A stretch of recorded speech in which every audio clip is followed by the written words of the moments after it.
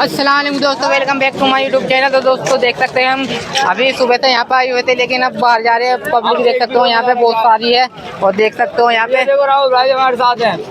یہ راہل بھائی ہمارے یہاں آصف بھائی ہوگی، میں تو آئے کئی لاکھ آدمی یہاں موجود تھا بھائی صاحب، وہیں ساحل بھائی بھی ہوگی۔ اور دیکھ سکتے ہو کہ ابھی ہم اندر سے آئے ہیں، صبح سے یہاں پہ بیٹھے ہوئے تھے، اور اندر کی کلپ ہم اس میں اب لگا رہے ہیں، اور تم اندر کی کلپ دیکھ سکتے ہو اندر کتنی بھیڑ تھی۔ آپ دیکھ سکتے ہو کتنے لاکھ آدمی ہیں۔ سید ارشد مدنی صاحب کا بیان ہے، یہ سنو پورا۔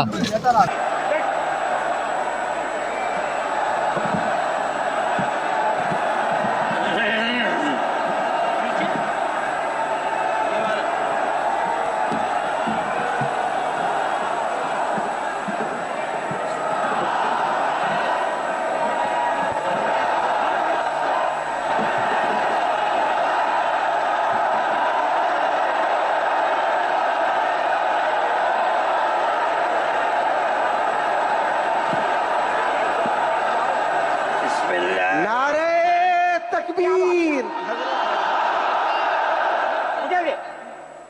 پاگل کہیں گے، اور کوئی کام ہی نہیں تمہارا۔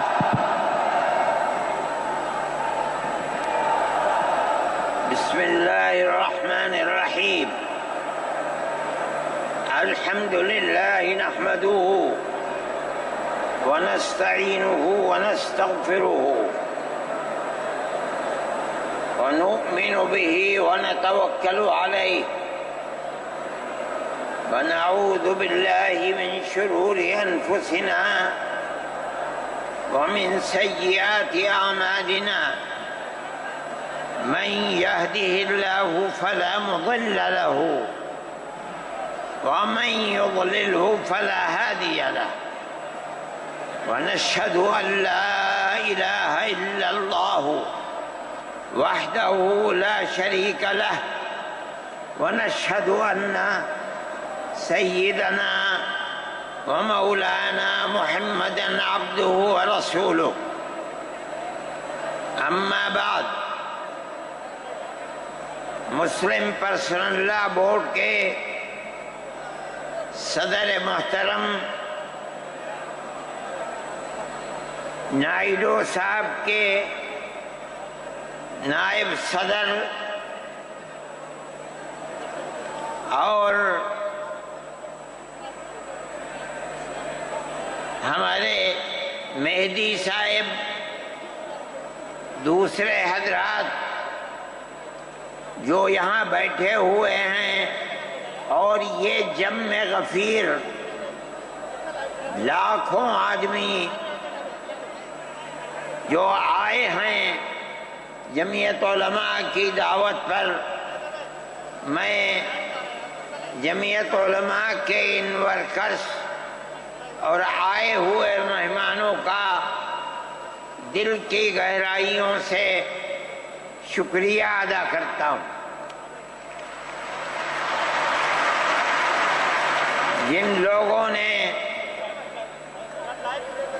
جمعیت علماء ہند کی دعوت پر اپنے احباب کو جمع کیا اور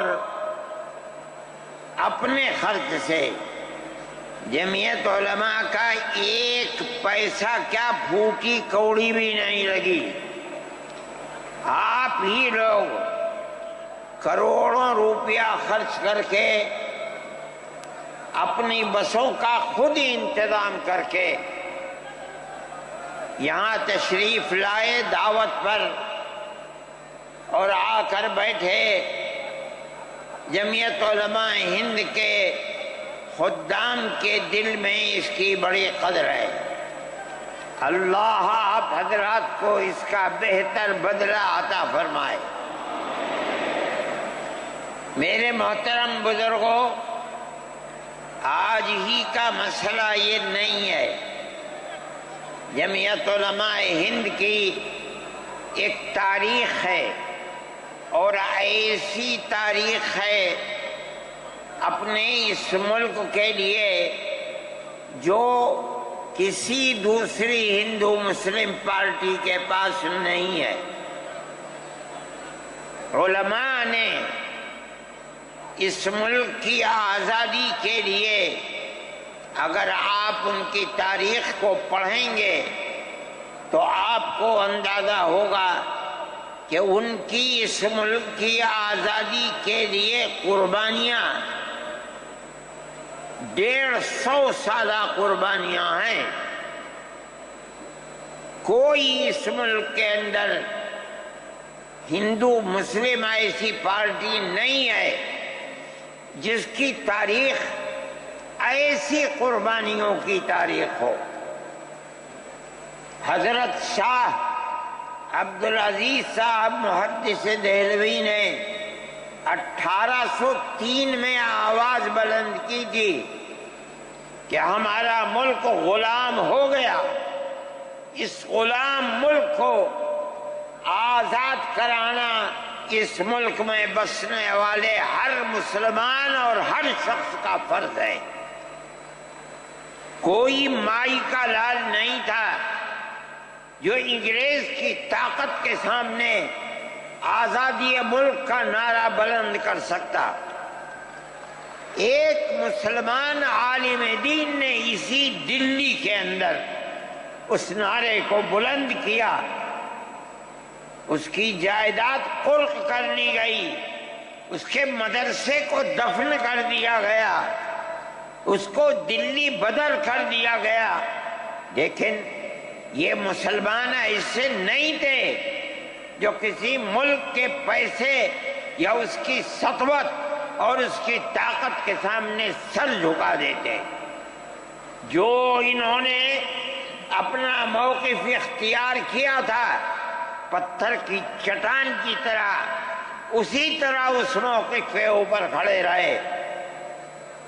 سب سے پہلا جہاد سن 1932 کے اندر ہوا، ہندوستانی لوگ تو جانتے بھی نہیں، اور اس کے اندر لوگ مر گئے، ختم ہو گئے۔ شاہ عبدالعزیز صاحب کے رشتے کے، ان کے قریب، ان کے اولاد میں شاہ اسماعیل شہید اور رائے بریلی کے شاہ احمد شہید، دونوں کے دونوں ختم ہو گئے، شہید ہو گئے بالا کوٹ کے میدان میں۔ لیکن پیچھے نہیں ہٹے۔ وہ لوگ جو بچ کر آئے تھے سن 1857 میں پھر جہاد کر دیا، اور اس کے اندر صرف اسی دلی کے اندر 33,000 مسلمان شہید کیے گئے، اور لال قلعے سے لے کر جامع مسجد تک درختوں کے اوپر ان کی لاشوں کو لٹکا دیا گیا۔ یہ مسلمان کی تاریخ ہے، علماء کی تاریخ ہے۔ بتائیں کون ہے جس کی زندگی کے اندر یہ تاریخ مل سکتی ہے؟ میں کہتا ہوں، لاکھوں آدمی کے سامنے کہتا ہوں، کوئی مائی کا لال ہے جس نے اس ملک کی اس طرح خدمت کی ہو جس طرح مسلمان علماء نے خدمت کی ہے؟ میرے بھائی، جمعیت علماء انہی مجاہدین کی بنائی ہوئی جماعت ہے۔ ہم تو ان کے جوتے سیدھے کرنے والے ہیں۔ ہمارا کیا کام ہے؟ ایک ہی کام ہے کہ انہوں نے جو جمعیت کی بنیاد کے اندر ہندو مسلم اتحاد اور ملک کے ہر بسنے والے کو ایک پیغام دیا تھا پیار و محبت کا، ہم اسی پیغام کو لیے بیٹھے ہوئے ہیں۔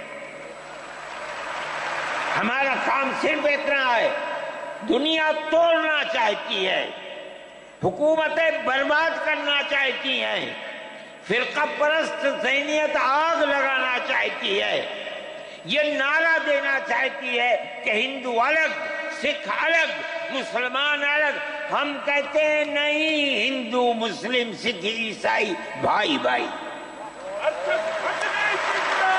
یہ ہمارا پیغام نہیں ہے، ان بزرگوں کا پیغام ہے جنہوں نے پھانسیوں کے تختوں کو چوما، اپنے اس ملک کے لیے چوما ہے، اس کی آزادی کے لیے چوما ہے۔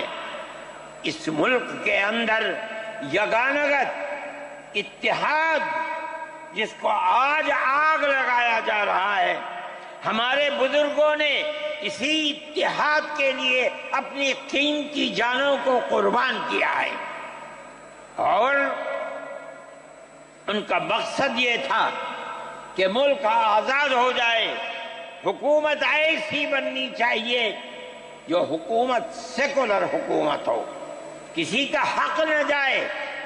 کانگریس اس لیے نہیں بنی تھی، یہ 1803 کی آواز ہے کہ ملک غلام ہو گیا، جہاد کرنا فرض ہے۔ کانگریس کا تو وجود بھی نہیں تھا، کانگریس تو 28 دسمبر 1985 کو بنی ہے، اور اس کا پہلا اجلاس بمبئی کے اندر ہوا ہے۔ آپ لوگ سمجھیں اس کو، کانگریس ملک کو آزاد کرانے کے لیے نہیں بنی تھی، کانگریس کی تجویز موجود ہے۔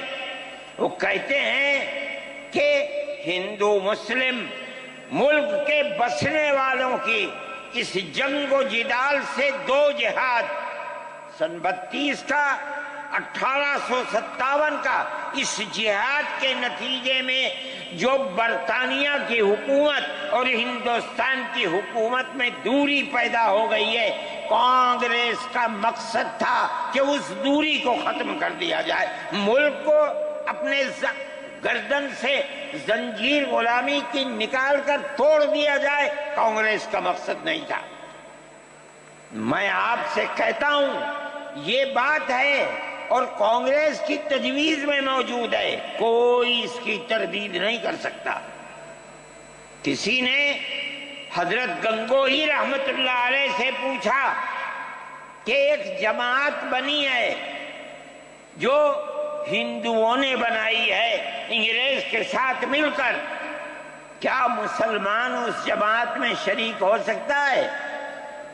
حضرت نے فتویٰ دیا اور یہ کہا کہ جس طرح اپنے کاروبار میں ہندو مسلمان شریک ہو سکتا ہے، اسی طرح اس پارٹی کے اندر بھی ہندو مسلمان شریک ہو سکتا ہے، بشرطے کہ دین کو کوئی نقصان نہ پہنچے۔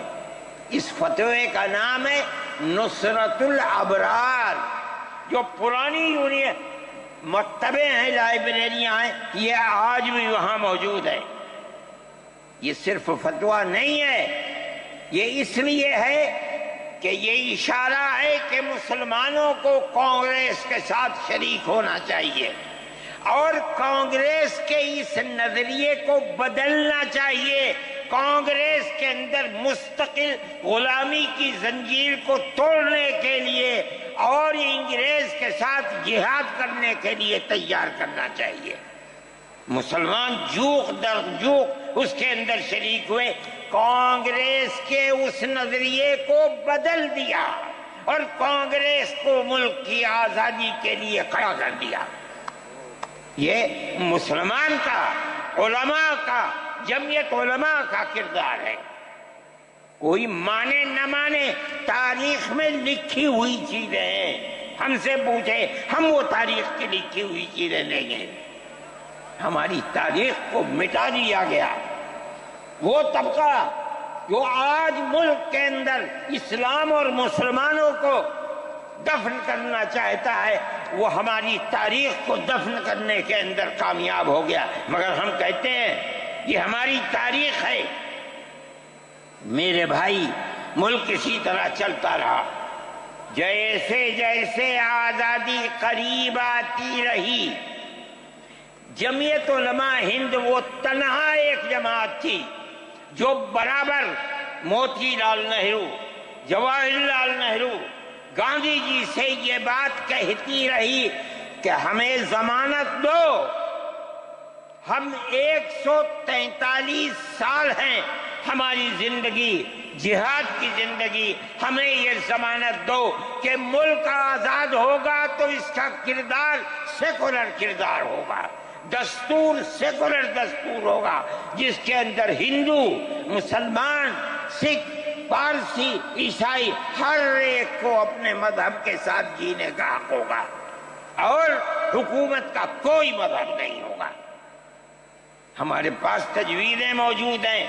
برابر ہمیں مفتی کفایت اللہ صاحب جو جمعیت علماء کے اس وقت صدر تھے، نام لے کر ان کے پاس موتی لال نہرو، گاندھی جی، یہ لوگ اپنی ورکنگ کمیٹیوں کی تجاویز بھیجتے ہیں. مفتی صاحب کرم فرما، مفتی صاحب یہ ہے کہ ہمارا ملک جب آزاد ہوگا ہم گارنٹی دیتے ہیں کہ ملک سیکولر ملک ہوگا. اس کا کیا مطلب ہے؟ ہمارا کردار، ہمارا مذہب، ہمارا وقت، ہر چیز آزاد رہے گا. مسلمان جس طرح چاہے گا اپنی زندگی گزارے گا، اپنے مذہب کو سینے سے لگا کر زندگی گزارے گا. میں یہ بات صرف ہوائی نہیں کہہ رہا ہوں، آپ غور سے اس تحریر کا ایک ایک لفظ سنیں.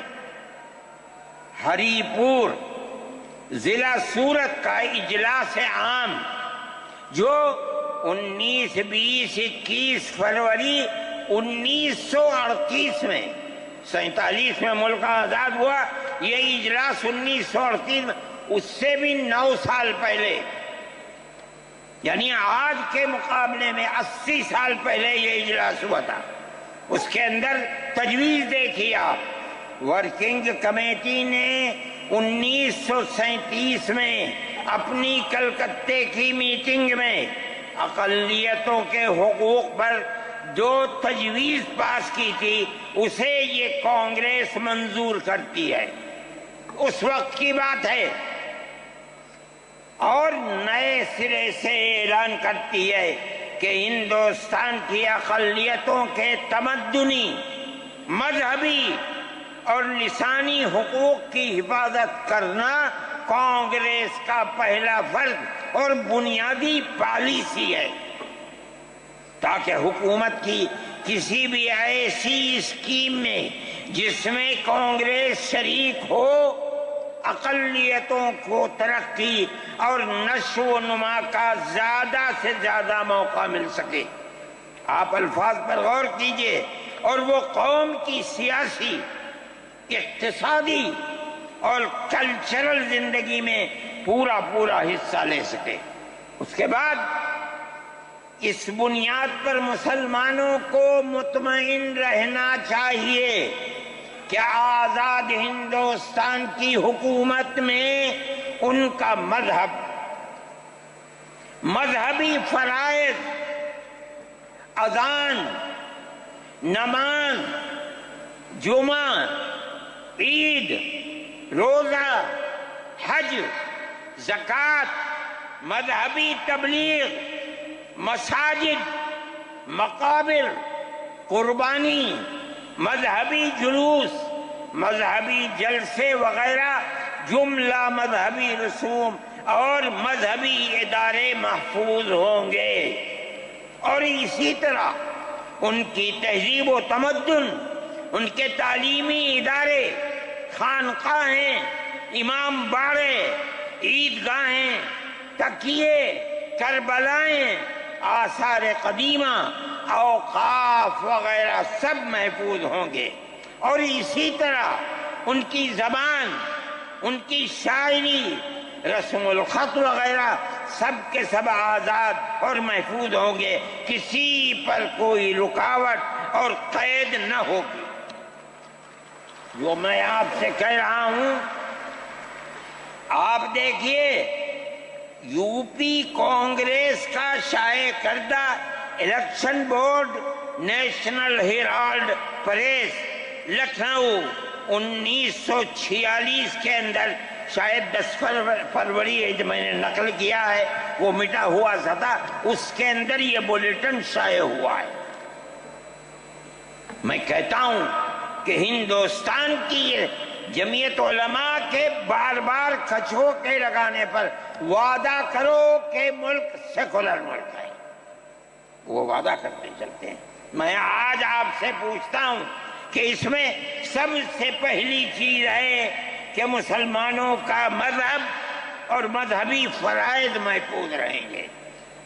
آج میں پوچھتا ہوں ملک کی آزادی کو 70-80 سال ہو رہے ہیں. بتائیے کیا محفوظ ہے مسلمانوں کا؟ آپ مذہب محفوظ ہے مسلمانوں کا؟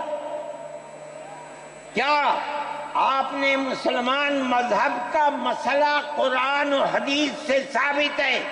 آپ جو کچھ کر سکتے تھے آپ نے نکاح اور طلاق کے اندر کر دیا. مذہب کا محفوظ ہے؟ آپ کی حکومت اتراکھنڈ میں ہے.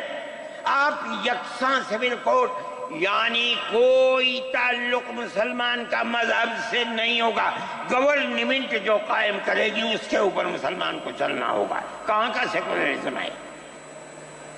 کیا مسلمان اس پر اطمینان کر سکتا ہے؟ آپ کی زندگی اور آپ کی حکومت کا بنیادی ناپاک پتھر یہ ہے کہ مسلمان کو اپنے مذہب سے آپ دور کر دیں. کیا آپ اسے قبول کریں گے؟ یہ آج کی حکومت کا یہ مسئلہ ہے. مذہبی فرائض کہاں کے آپ زندہ رہ گئے؟ آج آپ نے مسئلہ بنایا ہے کہ اتراکھنڈ کی ریاست اور شہروں کے اندر مسلمان جو 50 سال سے آباد ہے آباد بھی نہیں رہ سکے گا. یہ آپ کا کردار ہے، یہ تصویر ہے اور ناپاک تصویر ہے. ہم کہتے ہیں جس تصویر کو آپ پیش کر رہے ہیں یہ تصویر سیکولر دستور کی تصویر نہیں ہے. ہمارا آج کا یہ کنونشن سیکولر دستور کی حفاظت کے لیے ہے. کہاں ہے جی؟ کیا کر رہے ہو؟ اس ملک کو ملک میں رہنے والوں کے لیے جہنم بنا رہے ہو. جمعیت علماء اس کو قبول نہیں کرتی. ہم تو کہہ رہے ہیں اس بات کو، کسی کی زبان اٹھتی ہو یا نہ اٹھتی ہو، لیکن ہم کہتے ہیں کہ جو ہو رہا ہے وہ ملک کو آگ لگانے کے لیے، دستور کو آگ لگانے کے لیے ہو رہا ہے. جمعیت علماء اسے قبول نہیں کرے گی. اگر جمعیت علماء نے اس بدترین حکومت جو یہ کہتی تھی کہ ہماری حکومت میں سورج نہیں ڈوبتا، جمعیت علماء نے کبھی اس کے سامنے سر نہیں جھکایا ہے، اس کے بعد ہم کس کے سامنے سر جھکائیں گے؟ ہمارا سر صرف ایک اللہ کے سامنے جھکتا ہے اور کسی کے سامنے نہیں جھکتا. میرے بھائی آپ ایک اس کو لیتے ہیں، میں کہتا ہوں اوے تو بیٹھا، آپ کیا کہتے ہیں؟ اس کے اندر جہاں ہے وہاں اسی طریقے سے اوقاف وغیرہ سب محفوظ ہوں گے. اوقاف محفوظ ہیں. یہ آپ کے سامنے حضرت مولانا بیٹھے ہوئے ہیں، تقریر کی ہے. اوقاف کو ہڑپنا چاہتے ہیں. ہماری مسجدیں اسی دلی کے اندر 400 500 سال کی مسجدیں ہیں جس میں جمعیت علماء کا دفتر بنا ہوا ہے. عبد النبی اکبر کے زمانے کی مسجد ہے. اور کتنی مسجدیں جن کے پاس اوقاف، اللہ اکبر، لاکھوں کروڑ کے اوقاف ہیں. جونپور میں جا کر کے دیکھو کیسی مسجدیں ہیں. دلی کے قرب و جوار میں دیکھو کتنی بڑی بڑی مسجدیں ہیں.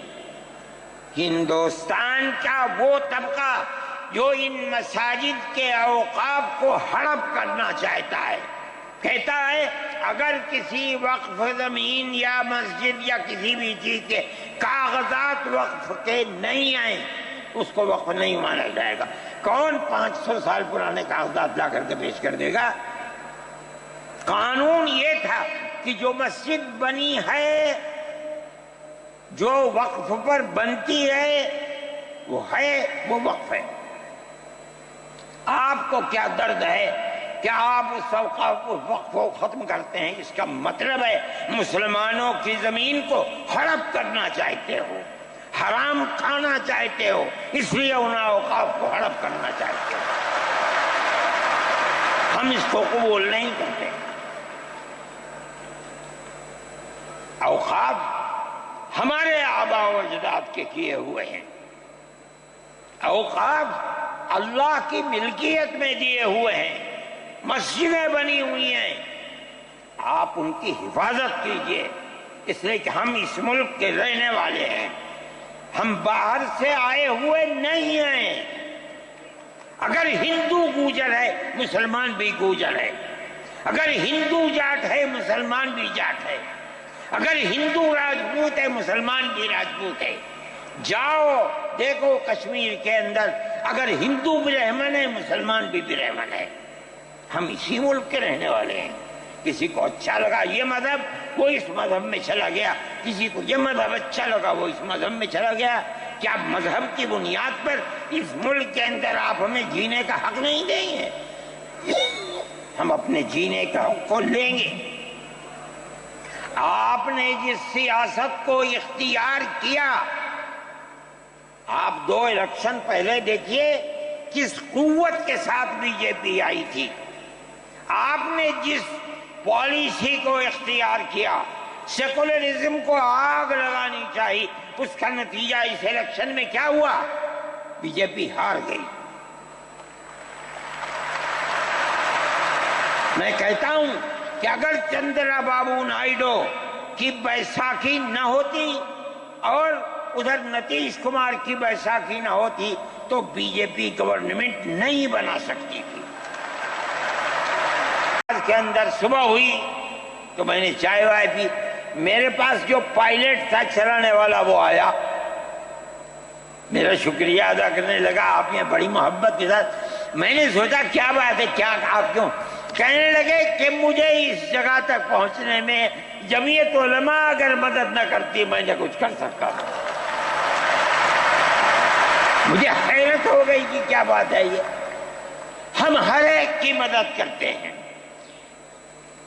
کیرلا کے اندر سیلاب آیا، لوگ لٹ گئے مر گئے، ہم نے مکانات کی مرمت کی، ہم نے مکانات کو اثر نو بنوایا بھی، میں نے چابیاں بھی دی اور تمام میڈیا نے اس کو دکھلایا۔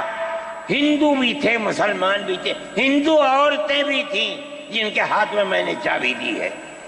جمعیت علماء کا یہ کردار ہے۔ ہمارے بزرگوں نے متحدہ قومیت کتابیں شائع کی ہیں، اس کا مطلب ہے کہ ہندوستان کی قوم مذہب کی بنیاد پر نہیں بٹے گی، جو ہندوستان میں رہتا ہے ان سب کی ایک ہی قوم ہے، مذہب کی بنیاد پر قومیں تقسیم نہیں ہوگی۔ یہ ہمارا کردار ہے، ہم اس کردار پر زندہ ہیں اور اسی پر چلتے ہیں۔ صحیح ہے یہ ملک کے اندر جو پالیسی چل رہی ہے کہ ان کو مار دو، ان کو گرا دو، ان کو، آسام کے اندر یہ پالیسی آج سے نہیں سن 12 سے چل رہی ہے۔ جمعیت علماء تنہا جماعت ہے ملک کے اندر جو آسامیوں کے مسائل کو جانتی ہے۔ یہاں سے رہنے والے ان کی زبان اور ہے، ان کا کلچر اور ہے، بہت دور ہے، دنیا کے آخر میں رہتے ہیں، کون جانتا ہے ان کے مسائل کو؟ تنہا جمعیت علماء ہے جو ان کے مسائل سے دلچسپی لیتی ہے، گھستی ہے، کروڑوں روپیہ خرچ کرتی ہے۔ یہ ایک مسئلہ تھا، اس سے پہلے ایک اور مسئلہ تھا، کہا گیا کہ پنچایت اگر کسی کو آسام میں یہ سرٹیفکیٹ دیتی ہے کہ یہ ہندوستانی ہے تو وہ سرٹیفکیٹ نامقبول ہوگا۔ 47 لاکھ آدمی اس سے متاثر تھے۔ جو فرقہ پرست پارٹی تھی وہ کہتی تھی کہ پنچایت کے سرٹیفکیٹ کو قبول نہ کیا جائے۔ اگر یہ فیصلہ ہو جاتا تو 47 عورتیں 47 لاکھ اپنے بچوں کے ساتھ ملک کے اندر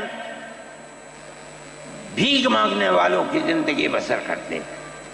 ہم نے سپریم کورٹ کے اندر اس کو چیلنج کیا۔ سپریم کورٹ کہا جاتا ہے لیکن در حقیقت یہ ملک میں بسنے والے ان غریب اور لاچار لوگوں کی پناہ گاہ جن کے سامنے ملک میں کوئی راستہ نہیں بچتا تو وہ کورٹ میں پہنچتے ہیں کہ ہماری مدد کرو۔ ہم پہنچ گئے، اپنے لیے نہیں، ان غریبوں کے لیے پہنچے جو 47 لاکھ تھے. آپ نہیں جانتے اس کے اندر 24 لاکھ ہندو عورتیں تھیں. آپ سمجھے. اور جمعیت علماء گئی. میں بہت پریشان تھا کہ الہ العالمین کوئی مدد کرنے والا علاوہ تیرے کوئی مدد کرنے والا نہیں ہے. میں اللہ کا فضل کرتا ہوں کہ جو کورٹ اور وہیں کا وکیل چیف جسٹس تھا آسامی کا تھا. مجھے خطرہ تھا کہیں یہ آسامیوں کے ساتھ نہ چلا جائے, گورنمنٹ کے ساتھ نہ چلا جائے.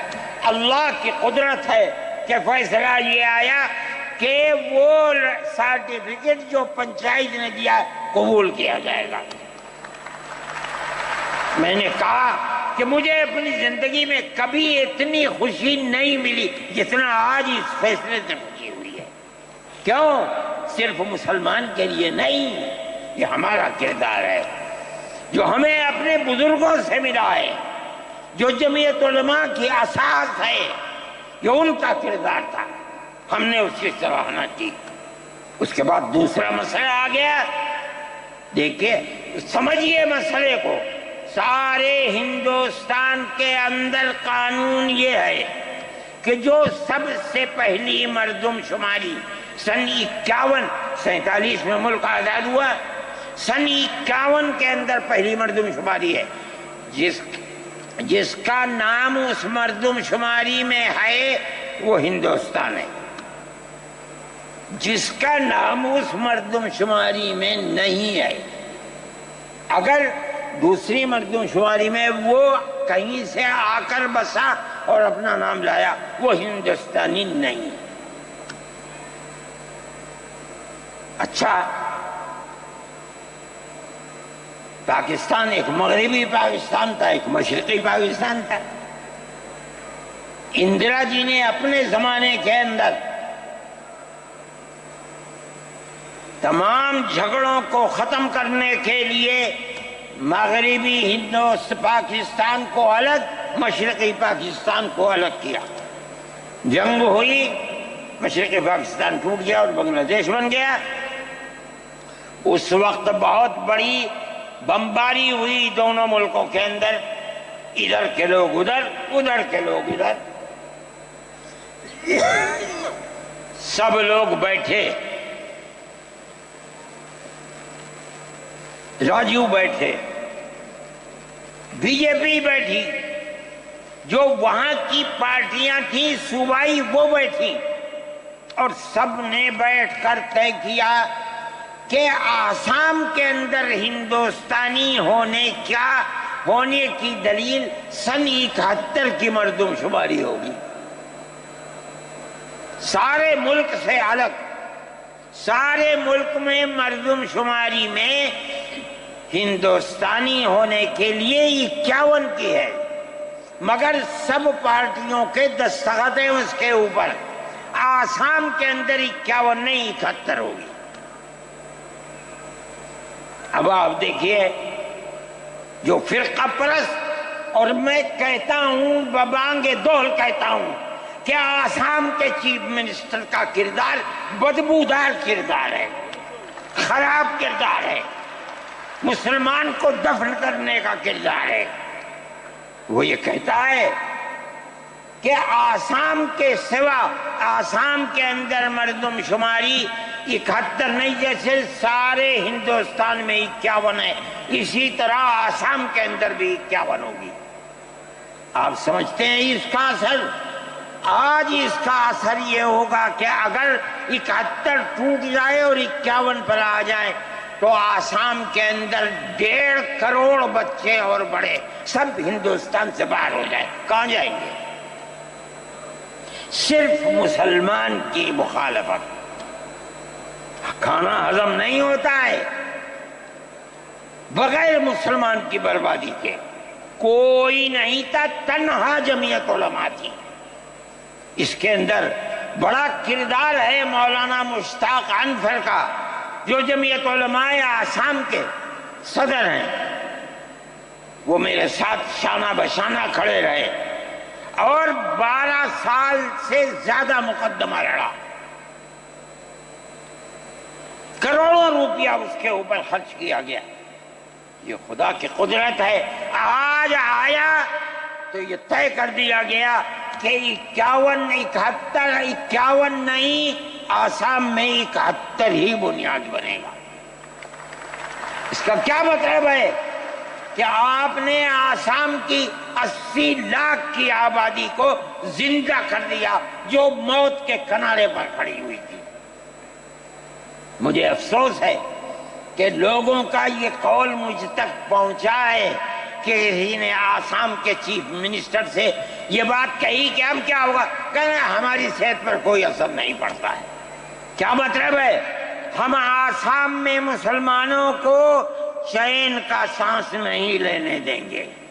دیکھیں کب تک چلتے ہیں. اگر جمعیت علماء زندہ ہے اور اللہ نے ہمیں زندہ رکھا، ہم دیکھیں گے کہ کیا کرتے ہیں. ہم زندہ ہیں. میرے بھائی، یہ جمعیت علماء کا کردار ہے، ہم اس کے پیچھے چلتے ہیں. جمعیت علماء زندہ باد، مدنی زندہ باد. اتنے موٹے آدمی کی آواز نکلتی نہیں ہے. میرے بھائی، ہمارا یہی کردار ہے. ہم ان مسلمانوں کی مدد کرتے ہیں جو مسلمان مصیبت کا شکار ہیں. یہ فرقہ پرست ذہن جس کا میں ذکر کر رہا ہوں ہر جگہ موجود ہے، ہر وقت موجود تھا. آج یہ زیادہ ہے، پہلے اتنا نہیں تھا. ہر جگہ مسلمان کے لیے، جوانوں کے لیے مصیبت کا شکار ہے. خاص طور پر ہم سے لوگ کہتے ہیں کہ تم ان کے مقدمات کو کیوں لڑتے ہو؟ کہتے ہیں تم دہشت گردوں کی پناہ گاہ ہے جمعیت علماء. یعنی ان کا مفروضہ یہ ہے کہ جتنے لوگوں پر الزام لگا ہے دہشت گردی کا، وہ سب کے سب حقیقت دہشت گرد ہیں. اور جمعیت علماء ان دہشت گردوں کی، ملک ویرودھیوں کی جمعیت علماء مدد کرتی ہے. مجھ سے بھی یہ بات کہی. میں نے کہا کہ تم میں کوئی مائی کا لال ہے تو کھڑا ہو کے بتائے. جمعیت علماء لوور کورٹ نے پھانسی کی سزا دے دی گجرات کے اندر. ہائی کورٹ میں پہنچے، انہوں نے پھانسی کی سزا دے دی. ہم اس کیس کو لے کر، اس کے اندر ہندو بھی تھے، مسلمان بھی تھے، سپریم کورٹ میں آئے. سپریم کورٹ میں ہم نے مقدمہ لڑا اور سپریم کورٹ نے انہیں سب کو باعزت بری کر دیا.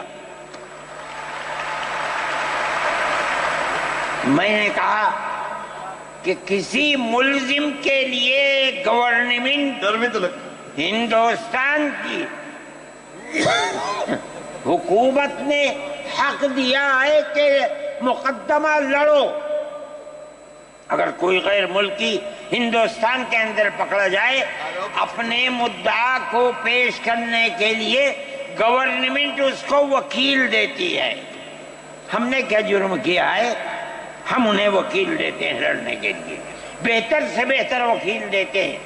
ہم کہتے ہیں کہ لڑو مقدمہ، تاکہ دودھ کا دودھ، پانی کا پانی الگ الگ ہو جائے.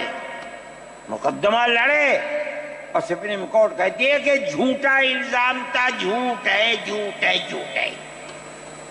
ملک کے اندر فرقہ پرستی ہے، دشمنی ہے، ہر طبقے کے اندر ہے. کوئی بھی طبقہ، پولیس کا ہو، انتظامیہ کا ہو، کسی کے اوپر جو چاہے الزام لگا دے.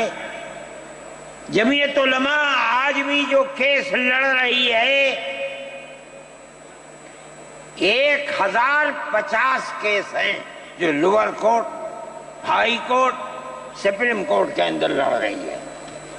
1050 کیس ہیں اور اس کے اندر 850 ملزم ہیں. ہم لڑتے ہیں مقدمہ.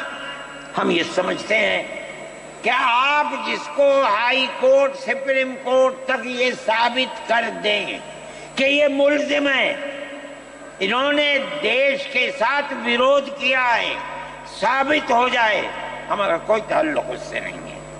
جب تک ثابت نہ ہو، پولیس کے کہنے سے یا کسی راستے پر چلنے والے کے یہ کہنے سے کہ یہ دیش ویرودھی ہیں، ہم اسے دیش ویرودھی تھوڑے ہی مان لیں گے۔ ہم جاتے ہیں ہائی کورٹ سپریم کورٹ میں جاتے ہیں اور ہم دودھ کا دودھ پانی کا پانی کرنا چاہتے ہیں، ہمیں آزادی مل جاتی ہے۔ بتائیے جمعیت علماء ہند، جمعیت علماء ہند، نعرہ تکبیر، نعرہ تکبیر، جمعیت علماء ہند، حضرت مولانا سید ارشد مدنی صاحب۔ اچھا ہو گیا، جمعیت علماء ہند، جمعیت علماء ہند اسی طرح سے کام کر رہی ہے۔ ابھی آپ کے یہاں ہلدوانی کے اندر ہوا، مسجد کو توڑ دیا، شہید کر دیا، گولی چلا کر 6 آدمیوں کو قتل کر دیا، اس کے ساتھ ساتھ 101 آدمیوں کو گرفتار کر لیا اور ایسی دفعات ان کے اوپر لگا دی کہ 1.5 سال سے پہلے ان کی ضمانت نہیں ہو سکتی تھی۔ جمعیت علماء نے ہمارے پاس آئے 70 آدمی، کچھ لوگوں نے اپنے کیس لڑے خوب، کسی کو یقین نہیں تھا کہ اس کے اندر کامیابی ہوگی۔ اللہ کی مدد سے ہم نے اپنے وکیل کو بلایا بمبئی سے، اور اس کے بعد جو بہتر سے بہتر سپریم کورٹ کا وکیل تھا اس کو بلایا اور ہم نے کہا کہ کیس لڑیے۔ 5 پیشیاں ہوئیں اور وہ وہیں جاتا تھا ہائی کورٹ، نینی تال میں شاید ہائی کورٹ ہے، وہاں جاتا تھا، وہ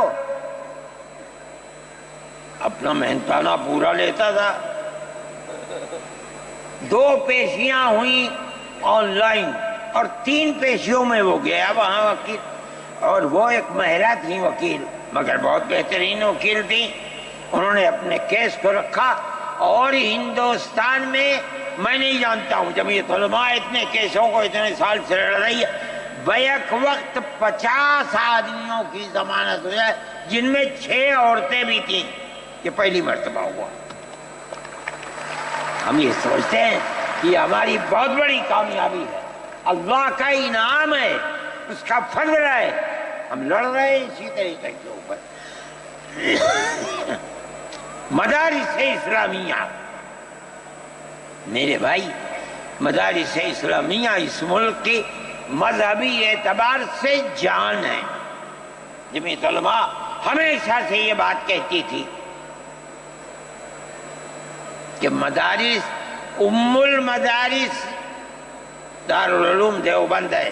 حضرت نانوتوی رحمت اللہ علیہ نے جو دستور بنایا، وہ دستور یہ تھا کہ کسی گورنمنٹ سے کوئی مدد نہیں لی جائے گی۔ المؤمن ينظر بنور اللہ، یہ ان کے دل کے اندر ایک بات آئی۔ میں کہتا ہوں کہ اگر یہ بات نہ ہوتی اور حکومتوں سے پیسے لے لے کر مدارس چلتے، آج ان مدارس کی جان نکل چکی ہوگی۔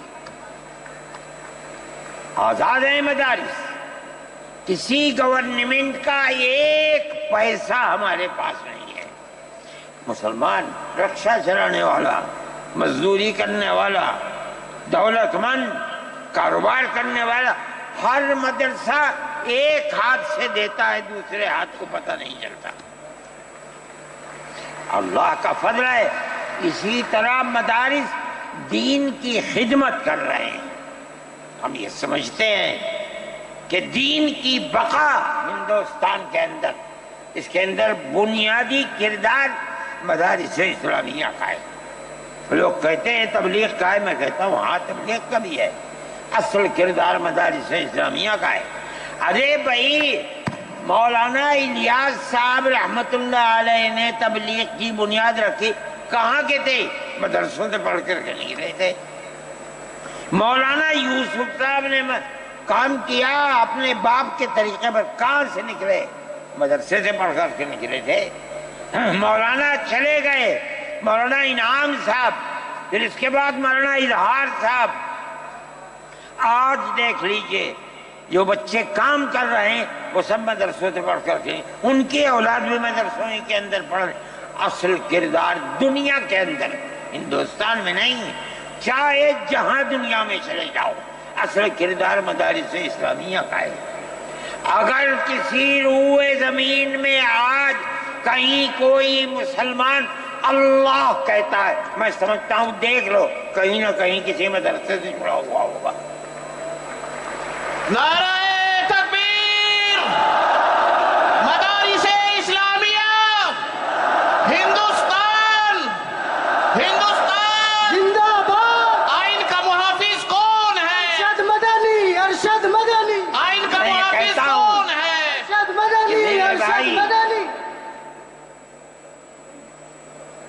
مدارس اسلامیہ کا یہ کردار ہے۔ اسلام کو پھلتا پھولتا دیکھیں، یہ ان سے برداشت نہیں ہوتا۔ مگر یاد رکھیں کہ اللہ کا یہ چراغ نہیں بجھے گا، اسے بجھانے والے بجھ جائیں گے۔ نعرہ تکبیر، آج سے نہیں 1400 سال سے اسلام کی یہی تصویر ہے کہ یطفئون نور اللہ بافواہہم ویأبی اللہ الا ان یتم نورہ۔ اللہ کے چراغ کو پھونک سے بجھانا چاہتے ہیں، اللہ انکار کرتا ہے نہیں، یہ چراغ مکمل ہو کر کے رہے گا۔ میرے بھائی، فرقہ پرست ذہنیت جو کرنا چاہتی ہے، اللہ چاہے گا تو یہ نہیں ہوگا۔ مسلمان اسی ماحول کے اندر زندہ ہے، زندہ رہے گا، اور اسی طرح اس ملک کے اندر اس ملک کے اندر بھی اسلام کا چراغ چلتا رہے گا۔ میرے بھائی، میں یہ باتیں اس لیے کہہ رہا ہوں کہ آپ کے اندر حوصلہ ہونا چاہیے، لیکن امن و امان کو مت جانے دیجیے۔ مسلمان مر جائے ٹھیک ہے، مگر امن و امان ختم نہیں ہونا چاہیے۔ میں نے ٹھیک ہے، اسلام کو نہیں مانتا آدمی، اللہ کو نہیں مانتا، اللہ کو برا بھلا کہتا ہے۔ ہمارے آقا ہمارے سر اور آنکھوں پر ان کے جوتے ہیں، ہم ان کو اللہ کے بعد دوسری شخصیت سمجھتے ہیں۔ جو نہیں مانتا وہ ان کو برا بھلا کہتا ہے، کہے، لیکن نقض امن کے لیے کہے، ہم یہ سمجھتے ہیں کہ ہندوستان کے قانون کے خلاف ہے۔ یہ فرقہ پرستی ہے کہ اس کو تو نظر بند کر دیا جائے، کسی جگہ چھپا دیا جائے، اور وہ جو احتجاج کریں ان سے جیلوں کو بھر دیا جائے۔ ہم سمجھتے ہیں کہ یہ خود ایسا کرنے والوں کی فرقہ پرستی ہے، ہم اس کو قبول نہیں کرتے۔ اس لیے میرے بھائی، آنے والے دنوں کے اندر یہ بات طے ہوگی کہ اس سلسلے کے اندر کیا کیا جائے۔ ہم اس کو نقض امن سمجھتے ہیں۔ آپ ایسا کرنے والوں پر نقض امن کی بنیاد نہ بنائیں، اور وہ جو گھروں سے باہر نکلے ان پر نقض امن کی بنیاد۔ آج بنگلور کے اندر جو یہ واقعہ 3 سال پہلے ہوا تھا، جو کرنے والا تھا وہ آزاد پھر رہا ہے، اور میں سمجھتا ہوں کہ 63 یا 64 لوگ 3 سال سے جیلوں کے اندر پڑے ہوئے ہیں، صرف اس لیے کہ جو نقض امن کرنے والا ہے اسے تو آپ نے آزاد چھوڑ دیا، اور جو احتجاج کرنے والے تھے ان سے آپ کو جیل میں بھر دیا۔ ہم اس چیز کو اس ملک کے امن کے خلاف سمجھتے ہیں۔ میرے بھائی، بلڈوزر چلانا یہ بھی ایک چیز تھی۔ آپ قانون کے خلاف ہونے پر بلڈوزر چلاتے ہیں، چاہے ہندو کا گھر ہو، چاہے مسلمان کا گھر ہو، چاہے عیسائی کا گھر ہو، ہم اسے بھی برا سمجھتے ہیں. آپ نوٹس دیجئے, چند دن کی مہلت دیجئے. کل آپ نے نوٹس لگایا, آج لگا دیں, خراب ہے. لیکن آپ دیکھ لیجئے 95% گھر مسلمانوں کے ہیں. پوری روڈ کے اوپر جہاں مکانات کہتے ہیں کہ اپنی جگہ سے بڑھے ہوئے ہیں, مسلمانوں کے بھی ہیں, ہندوؤں کے بھی مکانات. آپ صرف مسلمان کے مکان توڑ دیں. پھر دوسری مصیبت کیا ہے کہ اس مکان کے اندر مان لیجئے بوڑھے ماں باپ رہتے ہیں, جس کو آپ نے پکڑا ہے, کوئی غلطی ہوئی ہے, اس کے بیوی اور بچے رہتے ہیں اس مکان میں. غلطی اس ایک آدمی سے ہوئی, آپ پورے مکان کو گرا دیں, ماں باپ کہاں جائیں گے؟ ایسے مکانات کو گرا دیا جس میں وہ کرائے پر رہتے تھے, وہ ان کا مکان بھی نہیں, آپ نے گرا دیا. ہم اس کے خلاف, ہم یہ سمجھتے ہیں کہ گورنمنٹ کا یہ عمل ملک کے دستور اور آئین کے خلاف ہے. اس لیے جمعیت علماء ان تمام چیزوں کے اوپر نکیر کرتی ہے, اور ہم یہ سمجھتے ہیں کہ اگر یہ ملک زندہ رہے گا تو اخوت و ہمدردی اور پیار و محبت کے ساتھ زندہ رہے گا. جمعیت علماء کی یہ پالیسی ہے, ہم سب کو ساتھ لے کر چلتے ہیں, کسی کی مخالفت نہیں. یہ پنڈت جی بیٹھے تھے, شاید چلے گئے, تھک آئے, استنجے کو گئے, کتنا بڑا ٹیکا لگا ہوا ہے. کہنے لگا میں تو آیا ہوں جلسے میں شریک ہوں گا. میں نے کہا کوئی دیکھے گا تو کیا کہے گا؟ لگا جی کہنے دو جو چاہے کہے, میرے تعلقات سب سے ہیں, میں ہر ایک سے اپنے تعلقات, چاہے کوئی ہندو ہو چاہے مسلمان ہو.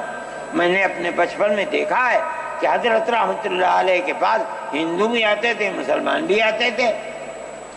میں نے یہ بھی دیکھا ہے کہ ایک گاؤں کے اندر جبیرن میں حضرت کار سے جا رہے تھے, میں بیٹھ گیا.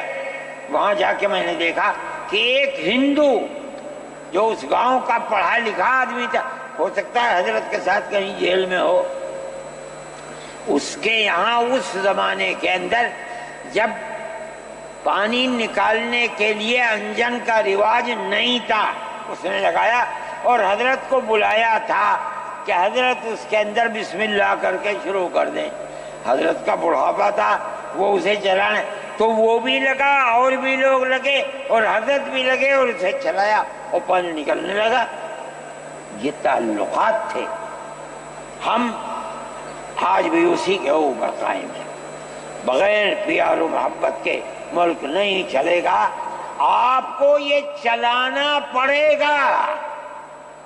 آپ اسلام اور مسلمان کی مخالفت کریں اور اسے برباد کریں, یہ چیز نہیں چلے گی.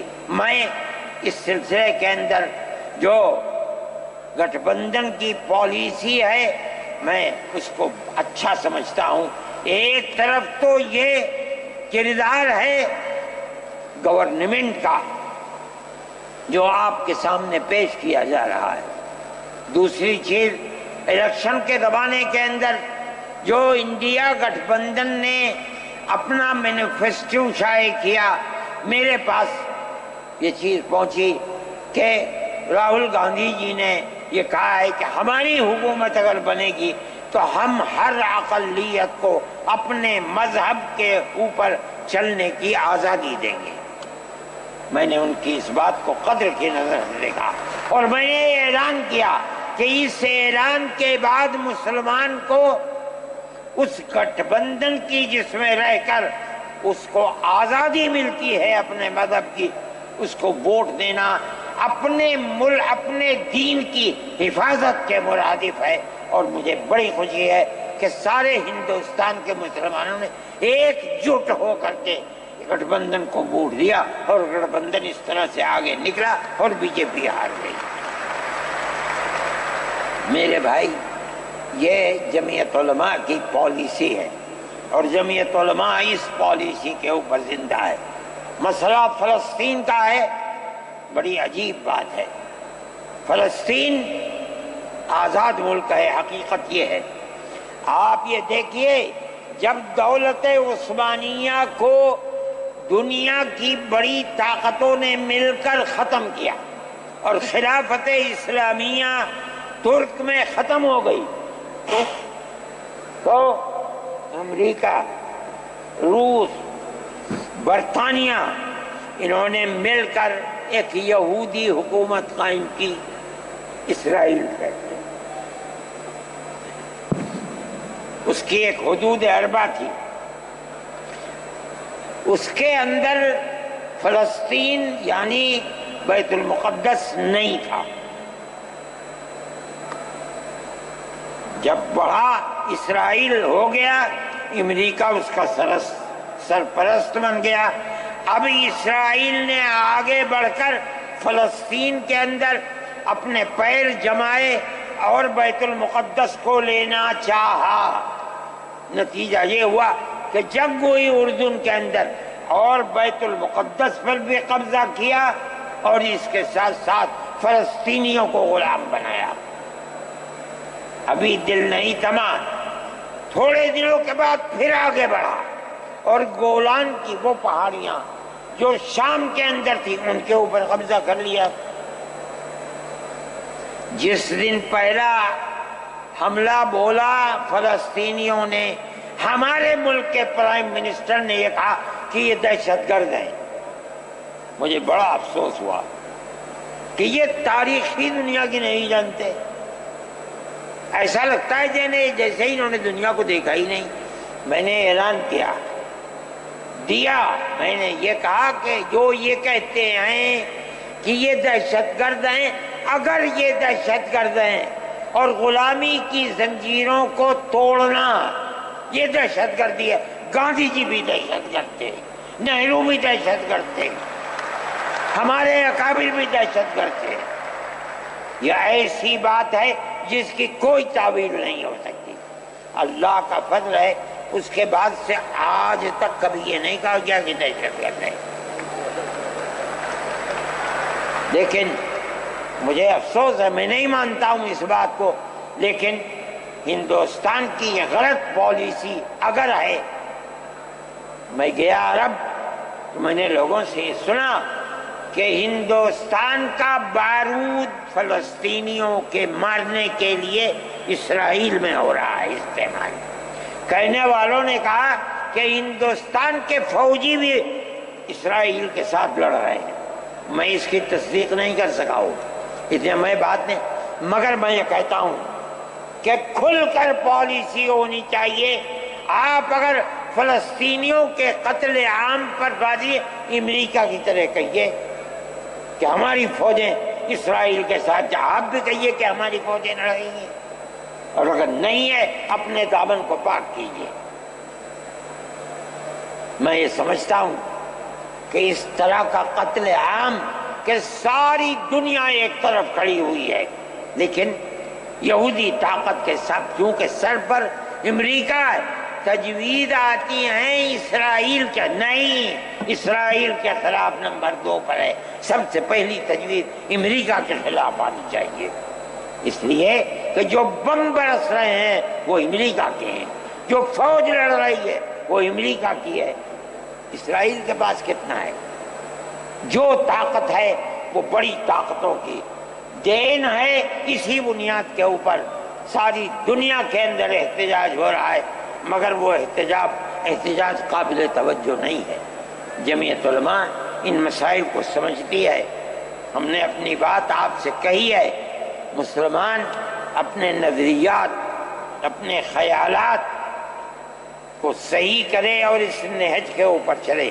میں پھر کہتا ہوں، آپ ہندو مسلم اتحاد، آپ جس گاؤں میں ہیں وہاں اتحاد رکھیے، اپنے کھیت میں ہیں وہاں اتحاد رکھیے، بازار میں بیٹھے ہیں وہاں اتحاد رکھیے، جہاں دنیا کے اندر ہے مذہب کی بنیاد پر نہیں، ہندو مسلم بھائی بھائی اسی اتحاد کی بنیاد کے اوپر چلیے۔ اگر آپ چلیں گے تو آپ اپنے ملک کے وفادار ہیں اور آپ صحیح راستے پر چلنے والے ہیں، اور اگر آپ وہ پالیسی خدا نخواستہ जो फिरका परस्त नजरिए की पॉलिसी है, अगर आप उसे अपनाएंगे मुल्क तबाह हो जाएगा, बर्बाद हो जाएगा। मैं इन्हीं नजरियात के साथ आप हजरात से इजाज़त लेता हूँ और अपने उन अहबाब का शुक्रिया अदा करता हूँ जिन्होंने तवज्जो दिलाकर घर घर जाकर अपने भाइयों को इस इजलास में आने के लिए आमादा किया है, जमीयत उलमा का पैगाम पहुँचाया है और उन लोगों ने यहाँ आकर इस इजलास की रौनक को बढ़ाया। मैं शहर दिल्ली के उन लोगों को जिन्होंने 25,000 लोगों को जो सीधे रामलीला ग्राउंड में पहुंचे थे उनके नाश्ते का बंदोबस्त किया और जमीयत उलमा के आवाज़ पर आने वालों के लिए मोहब्बत का मामला किया, मैं उनको भी दिली शुक्रिया अदा करता हूँ। वाखिर दावाना जमीयत उलमाए हिंद, जमीयत उलमाए हिंद, मौलाना अरशद मदनी साहिब, मौलाना अरशद मदनी साहिब, नारे तकबीर, अल्लाहू अकबर, जमीयत उलमाए हिंद, यहाँ लाओ, जमीयत उलमाए हिंद, हिंदुस्तान, आगे बढ़ो, हिंदुस्तान।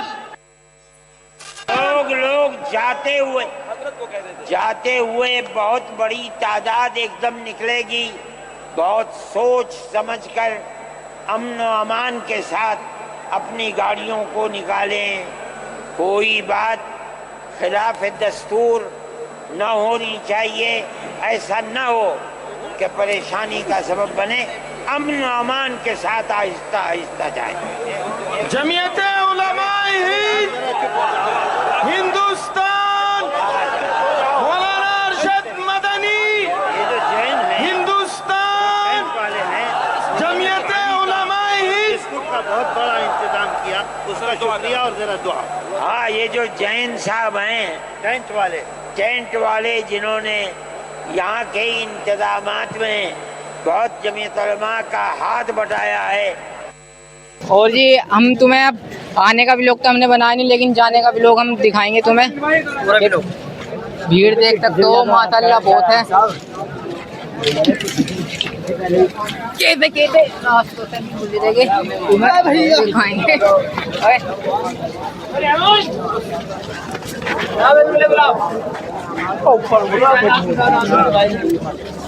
कब आएंगे सब? पहले इससे बाहर आ रहा है अभी। अरे बहुत भीड़ थी। 3 लाख आदमी कम से कम, 3 से तो ज्यादा ही हो गए, 3 लाख से। ज्यादा ही है। और ये काफी मुसलमान है, टोपी वाले। हल्की सी आवाज का इशारा है। हाँ, देख सकते हो तुम, भीड़ बहुत ज्यादा है।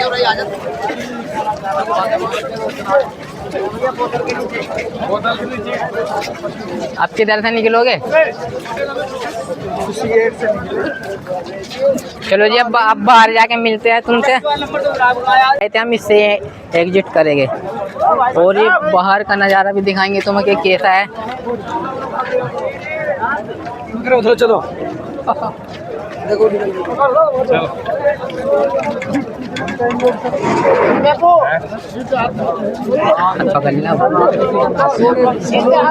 ये देख सकते हो माशाल्लाह भीड़ बहुत है।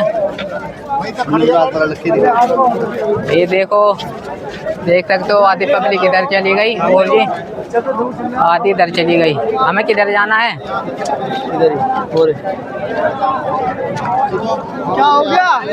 कौन हो गया? इधर के देना। बस कहाँ खड़ी? इधर भी भीड़ बहुत है और इधर भी। बस हमें अपना ख्याल रखना है। बस में आए थे 4 मिनट वाले कौन तो किसी की बस ही पकड़ लो। ये नहीं कि यहाँ हमारे पास ही जहाँ तक भी नजर जाएगी तुम्हारी, आगे पीछे सारी जगह। ये देखो कहाँ को चलना है? जमील भाई कहाँ गए? ये देख सकते हो तुम। चलो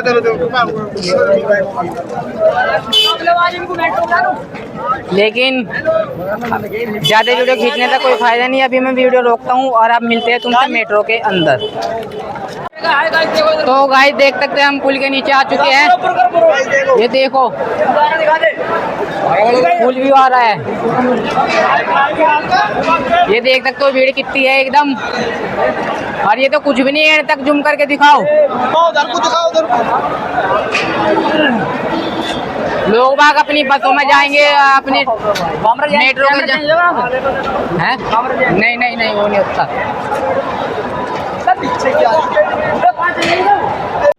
तो गाइस यहाँ पे दूर दूर से लोग आए हुए थे और दिल्ली की सड़कों पे देख सकते हो तुम टोटल मुसलमान ही मिलेगा तुम्हें। और जी हम भी जा रहे हैं मेट्रो की तरफ, हमें कम से कम 10-15 मिनट होगी चलते हुए। और ये व्लॉग जितना छोटा हो सकता है उतना छोटा डालूंगा क्योंकि बहुत लंबे लंबे बयान है इसके अंदर। और जी हम मेट्रो की तरफ जा रहे हैं और मेट्रो भी शायद अब तो फुल ही मिलेगी। और यहाँ पे देख सकते हो तुम तो दूर दूर तक सब सड़कें एकदम भर के चल रही है। और जी अब बस सुबह से आ रहे थे, हमने सुबह से स्टार्ट नहीं करा व्लॉग, तो मैं ये कह रहा था कि हमने सुबह से स्टार्ट नहीं करा व्लॉग, लेकिन स्टार्ट वहाँ पे कर दिया बीच में से, क्योंकि सुबह से आ रहे थे तो बहुत लंबा हो जाता है ये व्लॉग। तो अब जाने जाने का बनाएंगे, देखते हैं क्या रिस्पांस मिलता है हमें। और जी मेट्रो की तरफ जा रहे हैं। तो गाइस आ चुके हैं बस के अंदर, देख सकते हो बैठे हैं।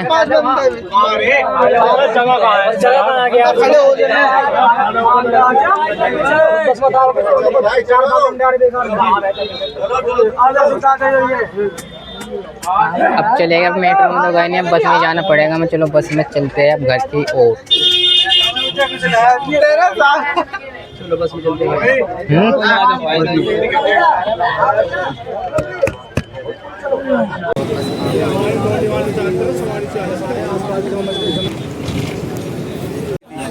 शमशान घाट आएगा उसके कल पढ़ लो पीछे की वीडियो।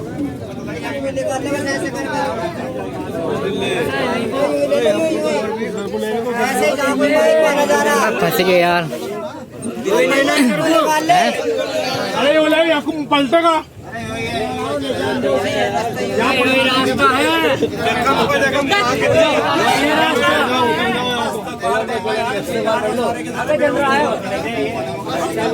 मजबूत सी चीज पकड़ो, मजबूत सी चीज बैठ गया लाल बात का गिराओ पड़ लगी हैं? अरे बच गए।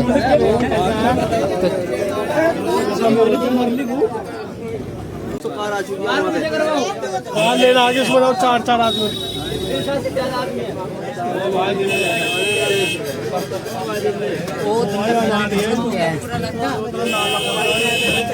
ये बस वाला रास्ता भूल गया, पता नहीं कहाँ से भी कहाँ गया, फंस गए। अब बैग जा रहे कभी अगले कभी पीछे जंगल। तो गए सभी बस में से आ चुके हैं, अब चलते हैं कुछ खाने के लिए, बहुत भूख लग रही है। तो गए बस में से उतरे हम पुलिस चौकी के सामने, और ये हमारे साथ ही में जा रहे हैं। और ये व्लॉग जैसा भी है हमने बनाना सोच नहीं रहे थे, लेकिन हमने बना दिया आज व्लॉग, क्योंकि वहाँ पे सब बना रहे थे, हम सोच रहे थे बनाए ना, फिर भी हमने बना दिया। और ये अब लग रही है बहुत ज़्यादा भूख। और जी तो गाइस अभी हम जा रहे हैं जी खाने के लिए कुछ होटल पे, बिरयानी मिल जाए या कुछ भी, क्योंकि अब टाइम हो रहा है 4:30 बज रहा है। 4:30? हाँ। और ये नमाज होने वाली है अब। गाइस हम आने जा रहे हैं कुछ होटल पे, क्योंकि कुछ है नहीं, कुछ ढूंढ रहे हैं कि खाने के लिए भूख लग रही है बहुत तेज, नहीं मिला तो फिर तो घर जाके ही खाएंगे और बिरयानी वगैरह मिल जाए। तो अभी तो हम ऐसे ही जा रहे हैं फटाफट, देख सकते हो कुछ नहीं है हमारे साथ ही देखो सब जा रही है मेरे। 30 फुटे पर गए थे, बिरयानी पैक हो गई। हाँ लेकिन उन्हें पता होगा ना। हाँ क्या पता कितना टाइम लग जा। हाँ वो खा भी वहाँ बैठे से जो 30 फुटे खास, हाँ जो सदा को भी को भिगोना है। हाँ टोटल इसमें एक चावल नहीं बेचा उसमें, टोटल पैक। जब मिला नहीं वो मैं आते में बंद मिला, वहीं तो गए थे अभी। आ जाओ जी लो, ये छोले कुलचे हमारे।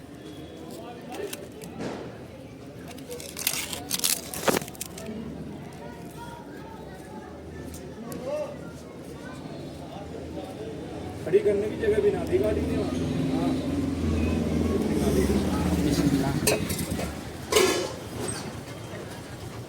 चलो देखते हैं क्या कहते हैं मीडिया वाले। लाइव चल रहा था वहाँ तो। लाइव भी चल रहा था, फिर भी मीडिया वाले अपना अपनी तरफ से और कुछ कहेंगे। अच्छा हाँ।